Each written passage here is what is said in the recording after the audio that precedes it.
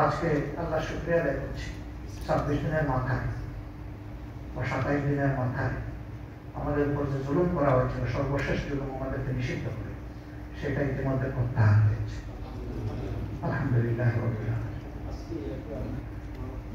এটা এই স্টিগমাটা সর্বশেষ আমাদেরকে কেন দেওয়া হয়েছিল?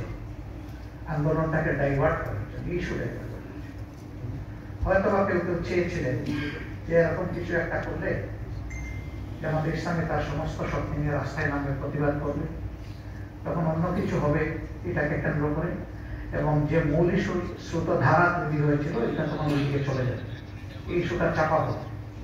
আমাদের দেশে কয়েক বছর ধরে আমরা শুনে আসছি যে এক ইস্যুতে আর ইস্যু চাপা পড়ে যায়। এটা হয়তো চাপা দেওয়ার একটা জায়গা থেকে এটা হয়ে থাকতে পারে। যারা করেছেন তারা ভালো জানেন। আপনাদেরকে সাক্ষী রেখে বলছি যে রাজনৈতিক দল হিসাবে কারো প্রতি আমাদের কোনো ক্ষোভ নেই, আমরা সবাইকে ক্ষমা করে দিলাম। কিন্তু যিনি সুনির্দিষ্ট ক্রাইম কমিট করেছে, যিনি পারপিট্রেটর, তার ওই নির্দিষ্ট ক্রাইমের শাস্তি সেটা আমার সাথে হোক, আপনার সাথে হোক, যার সাথে হোক থাকবে না। এটা যদি নিশ্চিত না হয় তাহলে সমাজে কোনো সংশোধন হবে না। পারপিট্রেটররা যখন uncontrolled, beyond control, without owning speed control, তারা অন্যরকম হয়ে যাবে, বেপরোয়া হয়ে যাবে। এই জন্য এটা ন্যায্যতার দাবি, ন্যায় বিচারের দাবি, সভ্যতার দাবি, সামাজিকতার দাবি, শান্তির দাবি, এটা হতে হবে।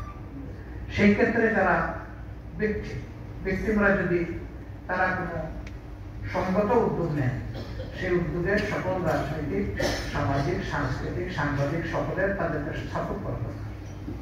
কিন্তু তারা অসংগত কিছু হলে আমরা তাদের সাথে নেই।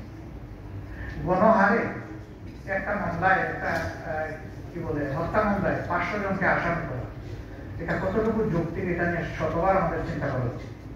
তাহলে কিন্তু এর আড়ালে মূল ব্যক্তিকে কিন্তু বেঁচে দেওয়ার সুযোগ তৈরি হয়ে যাচ্ছে। আমরা আমাদের সংগঠনকে বলেছি ঠিক আছে আমরা সবার চেয়ে মজলুম বেশি, কিন্তু অত মামলার আমাদের প্রয়োজন নেই, সিম্বলিক কিছু মামলাই মানুষের শিক্ষার জন্য যথেষ্ট। কিন্তু সেই মামলায় একজন নিরপরাধ মানুষ যাতে আমাদের মামলা অভিযুক্ত না হয় সেইভাবে শতভাগ আমাদেরকে নিশ্চিত হবে। 10 জন ঠিক আছে, একজন বেঠিক, এই একজনের উপর যদি আমরা করি এটা জুলুম হবে, আমরা জুলুম করতে চাই না। এরপরে যদি আমাদের অনিচ্ছা সত্ত্বে কোনো ভুল হয়ে যায়, আপনাদের কারো ধরা পড়ে, আমাদেরকে ধরে দেবেন, আমরা সংশোধিত হওয়ার কথা দিচ্ছি।